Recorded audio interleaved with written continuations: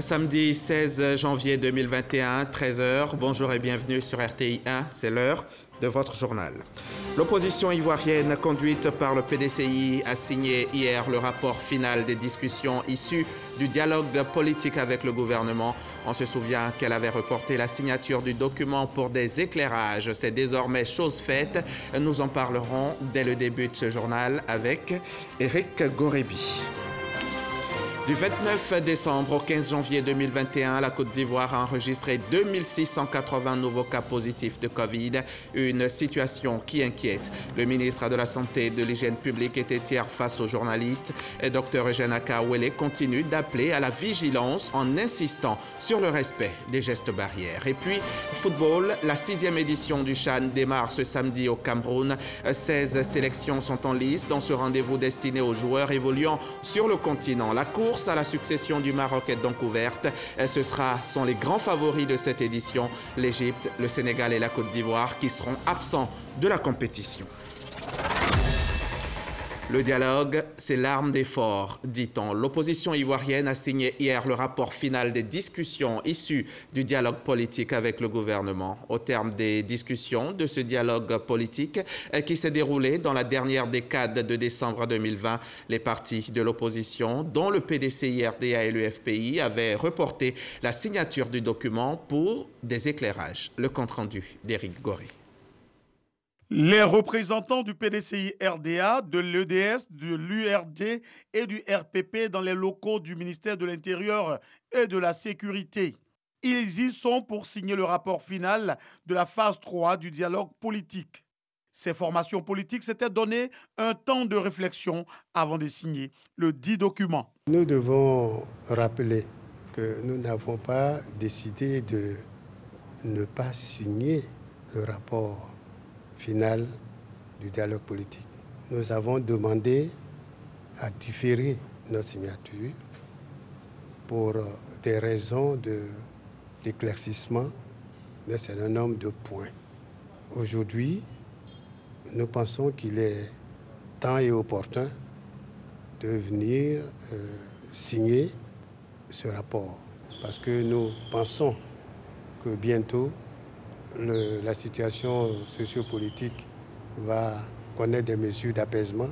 Et oui, la paix et la stabilité précèdent tout développement. Cette fois-ci, les enfants de la Côte d'Ivoire s'engagent tous à œuvrer dans ce sens pour une Côte d'Ivoire unie et forte.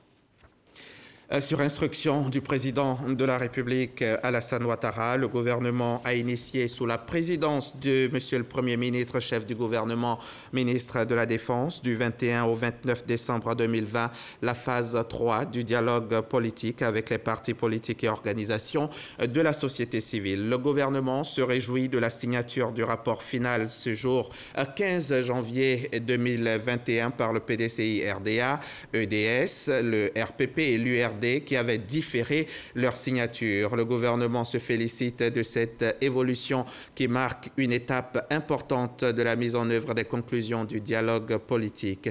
Tout en réitérant sa détermination à construire la cohésion sociale, le gouvernement félicite les partis politiques, organisations de la société civile et toutes les forces vives de la nation pour leur rapport au dialogue politique. Le gouvernement les encourage à poursuivre leurs efforts dans le sens de la paix et la stabilité si chers aux Ivoiriens.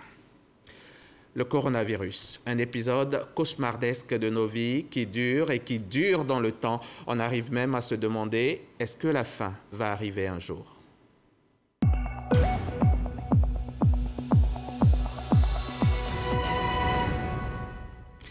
Bien sûr qu'on finira par vaincre le virus, à la condition que chacun joue son rôle. Les scientifiques sont à la tâche dans leur laboratoire. Les populations n'ont qu'à respecter les gestes barrières. Tenez, ces dernières 24 heures, nous avons enregistré 278 nouvelles infections et un mort. 1611 personnes se battent à ce jour contre la maladie et depuis le début de la pandémie, la Côte d'Ivoire a comptabilisé 24 856 malades de Covid pour 141 décès.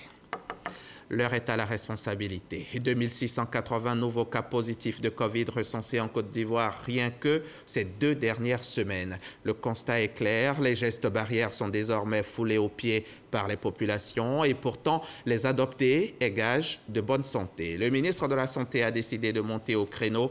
Eugène Akawele appelle à la prise de conscience collective pour une lutte plus efficace contre le monstre malfaisant.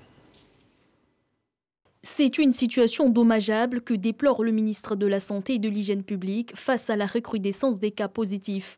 En espace de 2 semaines, 2680 nouveaux cas positifs ont été notifiés, avec un taux de positivité de 7,1%, au-dessus de 5%, le seuil qui permettait aux autorités sanitaires d'affirmer que la maladie est sous contrôle. Les premières analyses de nos données début janvier montraient que la majorité des nouveaux cas étaient des jeunes âgés de moins de 35 ans et avaient en commun des lieux festifs, tels les restaurants, les nightclubs ou des événements culturels et artistiques. Une seconde analyse montre que la transmission est devenue familiale et communautaire. En effet, la transmission se fait actuellement dans nos lieux de vie, c'est-à-dire à la maison, à l'école et au travail.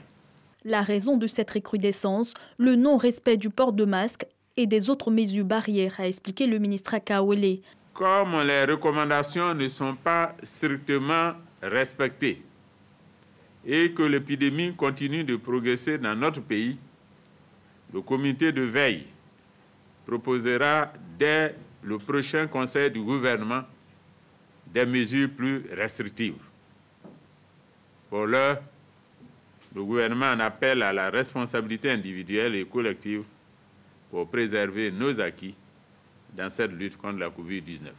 Les populations sont invitées à fréquenter la centaine de centres de dépistage mis à leur disposition en cas d'apparition des signes ou de contact avec des cas positifs. Reportage signé Salimatou Oudia. Que chacun à son niveau essaie donc de combattre au mieux la propagation de la maladie. Les transporteurs et les agents de la police spéciale de sécurité routière, eux, viennent de bénéficier de kits de protection. C'est un don du ministre des Transports, Amadou Koné, don composé d'équipements de lavage des mains et de bavettes. Les précisions de Lanciné Bakayoko. Face à la remontée en puissance de la pandémie, le ministre des Transports reprend le volant de la sensibilisation. Devant les acteurs du transport, qu'ils soient publics ou privés, lagunaires ou terrestres, tous considérés comme de véritables vecteurs de contamination, Amadou Koné recommande vivement le respect scrupuleux des mesures barrières, notamment le port obligatoire de masques dans les véhicules. Il faut éviter que la maladie reparte à l'intérieur du pays. Il faut éviter aussi que la contagion à Abidjan soit trop forte. On ne va pas attendre que les choses se dégradent. Témoignage de l'engagement du gouvernement à contrecarrer cette nouvelle vague de contamination, c'est 275 000 masques, dont 75 000 réutilisables et 200 000 jetables, tout comme ces 22 cartons de gel hydroalcoolique offerts aux transporteurs. Des transporteurs appelés à une gestion rigoureuse des kits et une meilleure application du dispositif de prévention. Je voudrais vraiment vous demander de faire en sorte que vraiment il y ait un bon usage de ceci, que ce matériel aille où ça devrait aller. Il faut que dans les véhicules, il y ait des masques. La nécessité de sauvegarder la santé et de protéger les investissements en rajoute à la motivation des transporteurs dans la lutte contre la pandémie.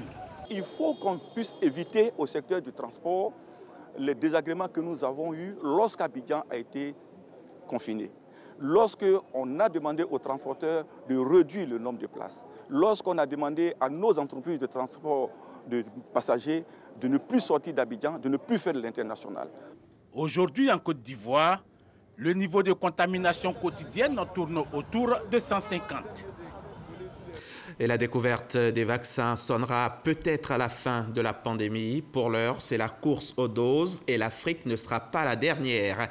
L'Union africaine a obtenu 270 millions de doses de vaccins anti-Covid à répartir entre les pays du continent. 50 millions de doses seront disponibles entre avril et juin. Celles-ci sont achetées par l'UA au laboratoire Pfizer, AstraZeneca et Johnson & Johnson. Ces commandes ne sont pas les seules sources d'approvisionnement pour l'Afrique. L'Afrique qui bénéficie aussi du dispositif COVAX lancé par l'OMS et de dispositions prises au niveau des États. On se bat donc corps et âme contre ce virus tueur, mais on n'abandonne pas les autres luttes, notamment celle contre les mutilations génitales féminines. Dans le cadre du projet d'appui au développement social inclusif dans 6 régions de Côte d'Ivoire, les fondations Djigui et AVSI viennent d'organiser un atelier portant plaidoyer auprès des leaders religieux pour la promotion de l'abandon des mutilations génitales féminines. C'était à Grand Bassam, région Sud-Comoé. C'est un plaidoyer qui est fait auprès des leaders religieux en vue de la promotion de l'abandon des mutilations génitales féminines, MGF, en Côte d'Ivoire. Des assises organisées à Grand Bassam par la Fondation Djigui et la Fondation italienne AVSI, avec le cofinancement de l'Union européenne. En Côte d'Ivoire, le taux de prévalence approche 36,7%, le nombre de femmes excisées selon les données de 2016, avec une forte prévalence dans les zones du nord, nord-ouest, l'ouest estimé entre 60 et 80%. Les mutilations génitales féminines posent les problèmes fondamentaux des droits de la femme, à savoir le droit à l'intégrité physique et psychologique et le droit à la vie, car elles sont source de décès dans beaucoup de cas.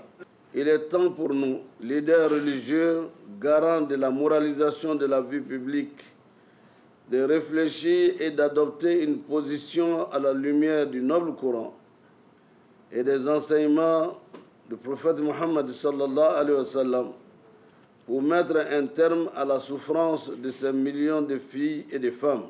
La réflexion est lancée, l'apport intellectuel des représentants du COSIM et de la LIPSI est sollicité. Voilà, l'islam est venu.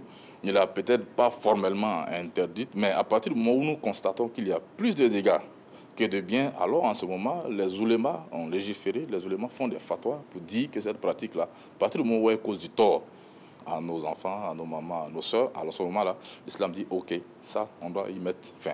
À la suite des travaux, les leaders religieux s'engagent à s'approprier les dispositions prises par l'État pour l'abandon de cette pratique et invitent les guides religieux à éclairer et informer les fidèles afin de les engager également pour mettre fin à la souffrance de la fille et de la femme. Autre chose, on change de page. À compter d'aujourd'hui, samedi 16 janvier, et cela pendant 48 heures, Abuja abrite la célébration de la Journée des droits de l'homme de la CEDEAO. Promouvoir le droit à l'éducation, à la santé et l'opportunité de profiter des pratiques de santé culturelle autochtones. Voilà le thème de cette journée. 24 heures avant l'événement, ici, en Côte d'Ivoire, le Conseil national des droits de l'homme a initié une réflexion sur le rôle de la médecine traditionnelle dans le traitement des maladies et la gestion de pandémies. Le témoignage de Jean-Marc Djadji. Le Conseil national des droits de l'homme, CNDH, célèbre en Côte d'Ivoire la Journée des droits de l'homme de la CEDEAO 2021. Cette année, le droit à la santé pour tous et l'utilisation de la médecine traditionnelle pour le traitement des maladies sont au cœur des réflexions. Société civile et spécialistes de la médecine, tous partagent leurs expériences. Ils veulent promouvoir et améliorer les pratiques pharmaceutiques autochtones dans le traitement des maladies et la gestion des pandémies comme la Covid-19.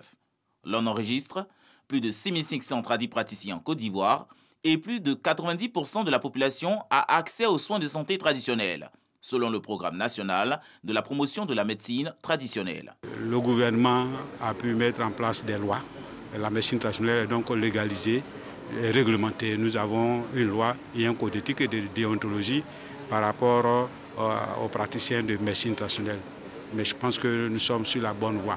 Nous avons fait le renforcement des capacités des praticiens de médecine traditionnelle sur les bonnes pratiques de fabrication, mais également la référence, la contre-référence. Depuis l'allocution du président de la République qui demandait à ce que la médecine traditionnelle soit mise à contribution, nous avons été approchés et nous avons mis à la disposition des autorités de l'UFR des sciences pharmaceutiques et biologiques des potions que nous avons amenées de partout à travers la Côte d'Ivoire afin que ce soit pris en compte dans cela.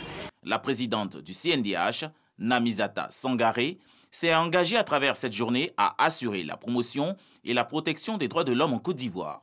La célébration de la journée des droits de l'homme de la CEDEAO est à sa 5e édition. On en vient maintenant à cette stratégie nationale de sécurité alimentaire élaborée par la Côte d'Ivoire. Pour les autorités, il est question de produire, certes en quantité suffisante, mais il faut en plus garantir la disponibilité des aliments post-production. C'est en cela que le pays réfléchit à la mise en place d'une stratégie de stockage et de sécurité alimentaire, d'où cette réunion d'experts du ministère ivoirien de l'Agriculture et de la CEDEAO. Réunion à laquelle a assisté notre reporter Didier Nguessan. 34 millions de personnes sont sous-alimentées dans la sous-région ouest-africaine, selon l'Organisation des Nations Unies pour l'alimentation et l'agriculture, FAO. Il faut donc juguler les crises alimentaires par la sauvegarde des productions agricoles. D'où l'élaboration d'une stratégie nationale de stockage et de sécurité alimentaire. Manger est vital pour tout le monde. Et étant donné que les produits maraîchers, d'une manière générale, sont des produits de nature périssable, donc il faudrait trouver une approche pour permettre donc aux populations de pouvoir disposer de ces ressources-là à n'importe quel moment. Il n'y a pas seulement que les maraîchers, tous les autres produits vivriers sont donc des produits qui connaissent des moments de pénurie et donc sur le marché, mettre en place ces stratégies pour permettre donc au pays de disposer de quantités suffisantes et de qualité pour arriver donc à assurer les besoins des populations. Au terme de cet atelier, qu'il y ait une matrice qui récapitule l'échéancier, un chronogramme de mise en œuvre de la stratégie. C'est-à-dire la première étape qui consistera justement à finaliser les termes de référence qui seront enrichis par justement les résolutions de cet atelier et puis les décliner en action et en opération. Une réserve régionale de sécurité alimentaire devrait voir le jour. Elle implique un stock physique d'urgence et une réserve financière, répartie en 3 catégories. D'abord, les stocks de proximité avec les groupements de producteurs et associations communautaires. Ensuite, les stocks nationaux détenus par les États et enfin, le stock régional.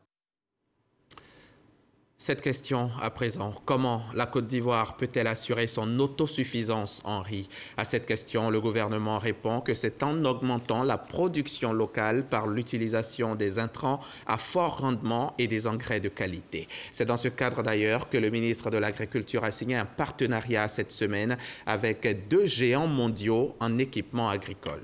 Le compte-rendu de Lanciné Bakayoko. Pour combler son déficit de production en riz qui avoisine les 1,5 million de tonnes, la Côte d'Ivoire importe chaque année pour 350 milliards de francs CFA. Des dépenses lourdes que le gouvernement cherche à éviter avec la mise en œuvre de sa stratégie nationale 2020-2030. Stratégie qui préconise des variétés de riz à fort rendement et l'emploi de fertilisants adaptés. Voilà qui justifie cet accord tripartite entre le ministère de la Promotion de la Riziculture et les 2 firmes internationales. Nous venons à cette table pour apporter aux riziculteurs ivoiriens des engrais spécialisés pour le riz, qu'ils soient en culture irriguée ou en culture pluviale. Mais au-delà de ces engrais que nous pouvons mettre à la disposition de ces riziculteurs et du ministère, nous venons avec du conseil et de la connaissance que nous sommes prêts à mettre à la disposition des leaders de poules et des riziculteurs en Côte d'Ivoire. Des engrais de qualité à mettre à la disposition des paysans en vue de compenser la perte des éléments nutritifs des terres, mais surtout une assistance technique en matière de suivi des itinéraires. Nous souhaitons également accompagner les agriculteurs. C'est pour nous essentiel, en les formant à la connaissance de nos produits, en les formant à l'utilisation de nos produits, aux bonnes pratiques agricoles, pour leur permettre d'utiliser les bons produits aux bonnes doses et au bon moment. Cet acte de signature qui combine ces 2 expertises signifie à terme un approvisionnement efficient en produits phytosanitaires et en intrants et une plus grande productivité des exploitations rizicoles. Ce partenariat devrait in fine entraîner des profits plus élevés, notamment pour les riziculteurs. Cet acte est très important pour la Côte d'Ivoire parce qu'aujourd'hui, l'objectif que nous avons avec la nouvelle stratégie, il s'agit de passer d'une riziculture traditionnelle à une riziculture moderne, rentable, durable et respectueuse de l'environnement. En densifiant son offre en matière de production de céréales, il s'agit pour l'Afrique et donc pour la Côte d'Ivoire de régler cette question devenue forcément anxiogène. Comment nourrir les 10 milliards d'individus que comptera le monde en 2040? Sur la question du foncier rural, le ministre du Budget était hier dans les locaux de l'AFOR, l'agence du foncier rural. Une visite de travail qui a permis à Moussa Sanogo de s'imprégner de certaines questions, à savoir le financement de l'agence, l'amélioration technique des travaux effectués et la délimitation des espaces villageois. Les détails avec Jean-Louis Bango.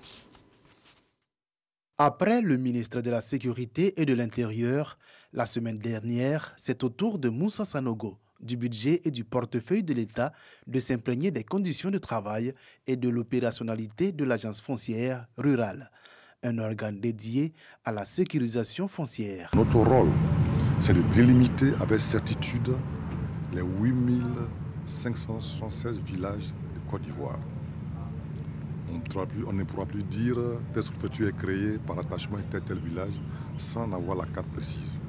Une mission de sécurisation des investissements dans le foncier rural qui vise à favoriser un climat de confiance entre les opérateurs économiques privés et les détenteurs de droits privés. Le foncier a été et demeure une problématique importante en zone rurale, mais aussi pour tout ce que son action peut entraîner dans l'accélération de la création de richesses, notamment à travers la délivrance des certificats fonciers, la facilitation donc du financement des activités dans le secteur agricole.